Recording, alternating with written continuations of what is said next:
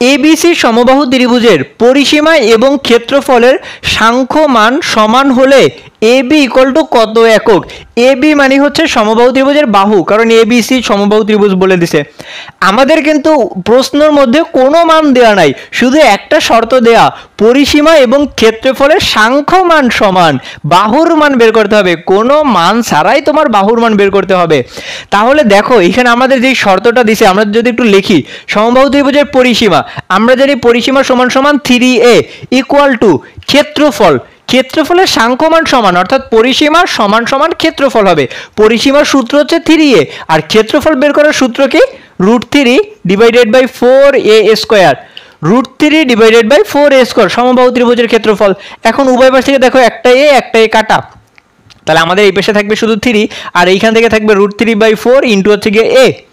আমরা যদি 4 দ্বারা এই পাশে গুণ করে দিই, তাহলে 3 4 12 ইকুয়াল টু √3a।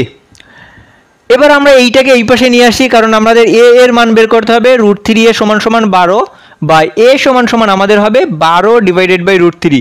এইটাই হচ্ছে আমাদের a এর মান বা ab বাহু। এখন অপশানে দেখো এরকম ধরনের কোনো মান দেয়া নাই, তাহলে আমরা যদি এটাকে একটু সাজাই লিখতে পারি, কোনোটায় ভগ্নাংশ দেয়া নাই। ভগ্নাংশ উঠানোর জন্য আমরা করব লব এবং হরকে একটা √3 দ্বারা গুণ করে দিব। 12/√3 ছিল, আমরা আর একটা উপরে একটা √3 দ্বারা গুণ করব এবং নিচেও একটা √3 দ্বারা গুণ করে দিব, তাহলে আমাদের ভগ্নাংশটা উঠে যাবে।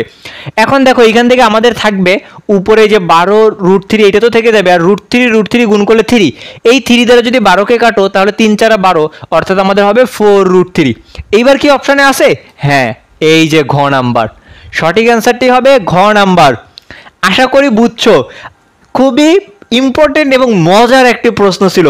আমাদের প্রশ্নের মধ্যে কোনো মান দেওয়া নাই, বলা আছে পরিসীমা এবং ক্ষেত্রফলের সাংখ্য মান সমান। সাংখ্য মান সমান মানে পরিসীমার মান এবং ক্ষেত্রফলের মান সমান। তাহলে আমরা পরিসীমার সূত্র সমান সমান ক্ষেত্রফলের সূত্র লিখলাম, এ কাটাকাটি করলাম, জাস্ট নর্মাল ক্যালকুলেশন করলাম, অ্যান্সার পেয়ে যাবে। এখন আমাদের বলছিল কিন্তু এ বি সমান সমান কত, এ বি মানে সমবাহু ত্রিভুজের বাহু, আর সমবাহু ত্রিভুজের প্রত্যেকটা বাহুর মান সমান, তার জন্য এ সমান সমান এইটাই হচ্ছে এ বির বাহু। যদি আমাদের বলতো বিসির বাহু কত বা এসি বাহু কত, একই অ্যান্সার আসতো। আশা করি বুঝছো।